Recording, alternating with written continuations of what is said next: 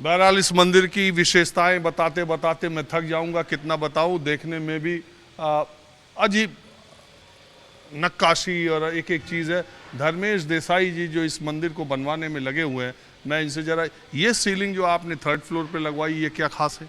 ये फाइबर की सीलिंग है और इसमें विशेष प्रकार के कलर किए गए हैं।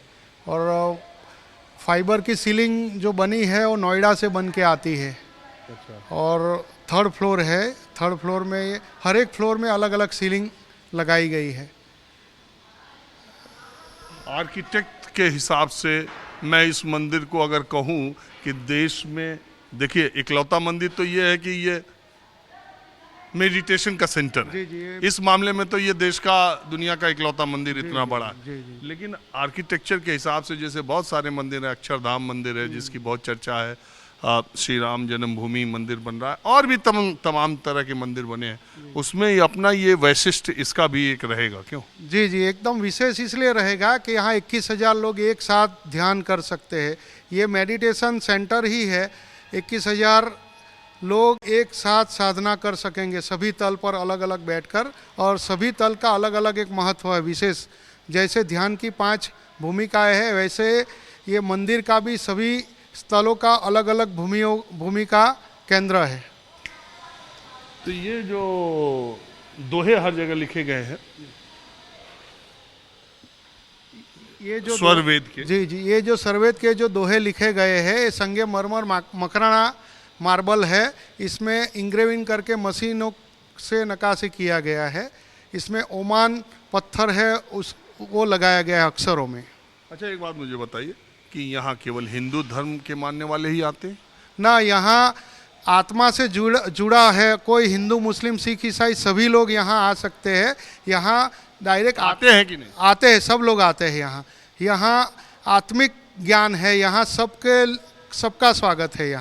यहाँ जाति और मजहब से परे है ज्ञान। अच्छा, तो मैंने आपको स्वरवेद मंदिर दिखाया, और अब मैं आपको ले चलता हूँ जो यहाँ पर तैयारी 100 साल होने पर है। धर्मेश देसाई जी, 100 साल पूरे होने पर इस मत के, इस पंथ के, इस विचारधारा के, इस ध्यान पद्धति के लोग, तो उसकी बड़ी तैयारी चल रही है।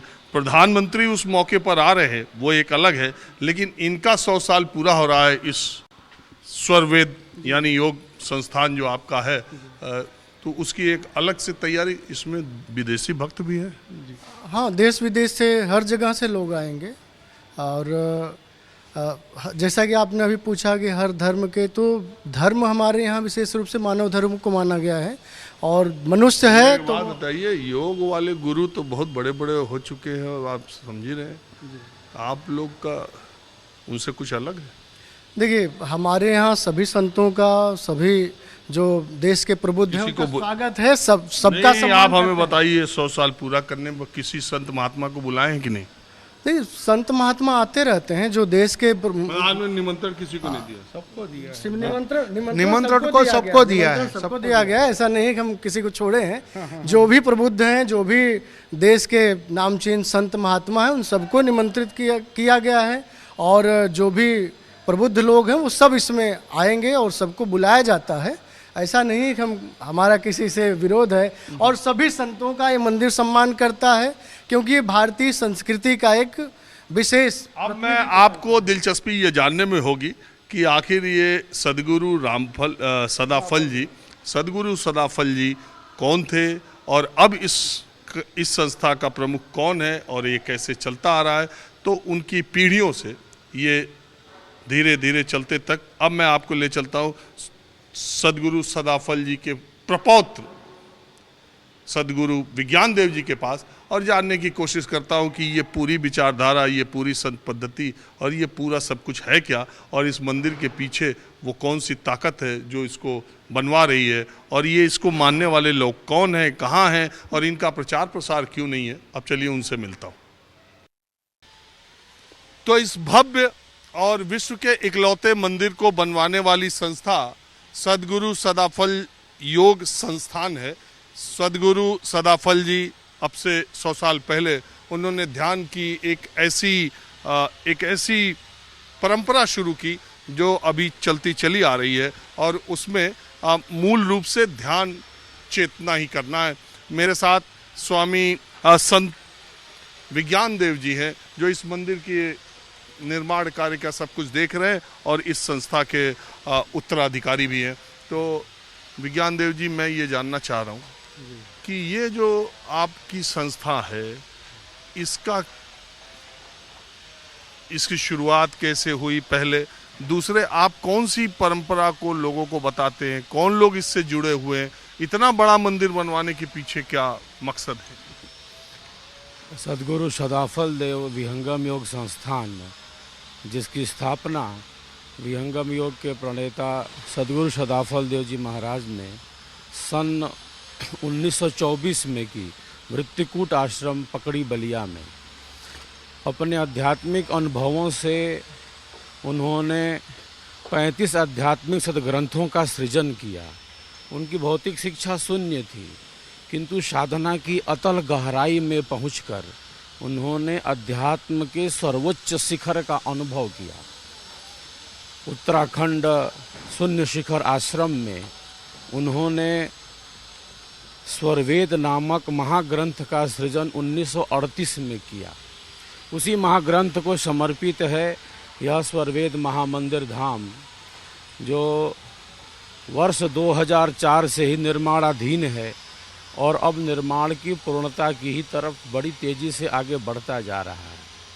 तो हम सबों का यह जो संगठन है, सदगुरु की साधना, उनके सिद्धांत, उनके ज्ञान, उनके अनुभवों को जन जन तक पहुंचाने का कार्य निरंतर किया जाता रहा है। सदगुरुदेव के ही पावन संकल्प से जुड़ी है यह संस्था। सदगुरुदेव ने 1954 में प्रयागराज में योग मुद्रा में स्थित होकर अपने शरीर का परित्याग किया और कहा कि योगी वही होता है जिसे मृत्यु का ज्ञान होता है, जो मृत्यु को अपने अधिकार में रखकर जब चाहे शरीर से निकल जाए और शरीर छोड़कर भी अपने भावों को प्रकट करता है। वे बराबर कहा करते थे कि योगी वही है जो मृत्यु को जीत लेता है, प्रकृति से परे की छलांग लगा लेता है। 1954 में योग मुद्रा में स्थित होकर उन्होंने झूसी प्रयागराज में अपने भौतिक शरीर का परित्याग किया। तो उन्हीं के सिद्धांत, दर्शन, अनुभवों पर आधारित है यह संस्था, जिसमें मानव मन को नियंत्रित करने की प्रथम साधना बतलाई जाती है। हमारे ऋषि कहते हैं कि योग की 5 भूमियाँ हैं। जब भी योग शब्द हम सबों के समक्ष आता है, तब हम समझते हैं कि शरीर की कुछ क्रियाएं हैं, आसन है, प्राणायाम है, शरीर को तोड़ना मरोड़ना है। वस्तुतः हमारे देश की जो योग विद्या है वह मात्र आसन और प्राणायाम तक सीमित नहीं है। हमारे देश की योग विद्या बहुत सूक्ष्म है, गहन है, जिसे हमारे ऋषियों ने, हम सब के पूर्वजों ने अपनी साधना में अनुभव किया है। तो अध्यात्म अनुभवों की अभिव्यक्ति है, जिसे हम सब के ऋषियों ने, महान सद्गुरुओं ने अपनी आत्मा में धारण किया है।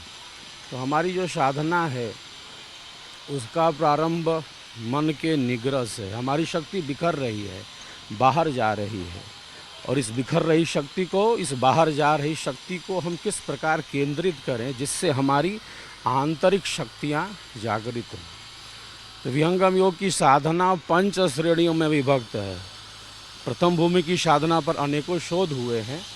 तो वैज्ञानिक यह बतलाते हैं कि मस्तिष्क की अल्फा तरंगें बढ़ने लगती हैं। अल्फा के बढ़ने से शांतिमय सचेत अवस्था का निर्माण होता है, हमारी निर्णय क्षमता बढ़ती है, हमारी आंतरिक शक्तियाँ जागृत होती हैं, और जो कुछ भी हमारे अंदर ऐसा है जो देश, समाज, राष्ट्र, विश्व के लिए अच्छा नहीं है, ऐसी जो कुप्रवृत्तियाँ हैं वो नष्ट होने लगती हैं।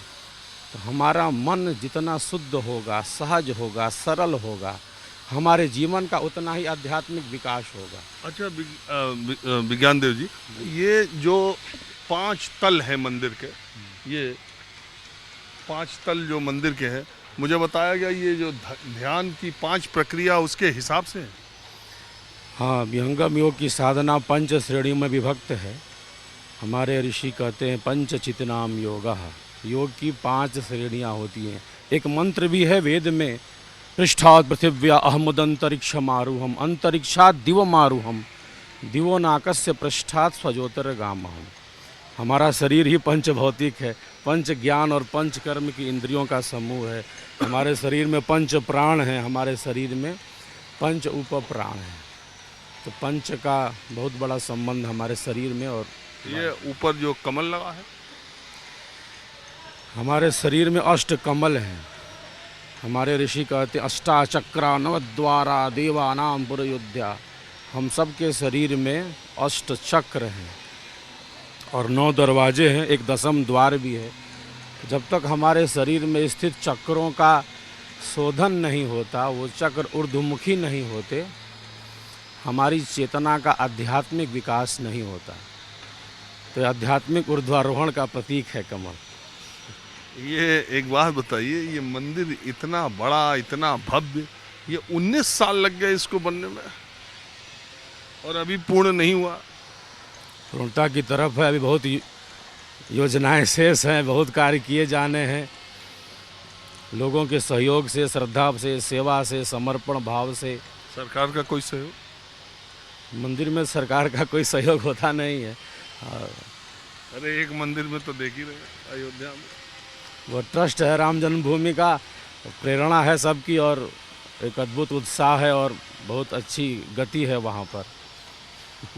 तो 19 साल क्या साधन और संसाधन की वजह से लग गए कहा जा सकता है। और जिस प्रकार का हमारा संगठन है और जिस प्रकार का हमारा स्वरूप है, वैसी ही हमारी गति होगी।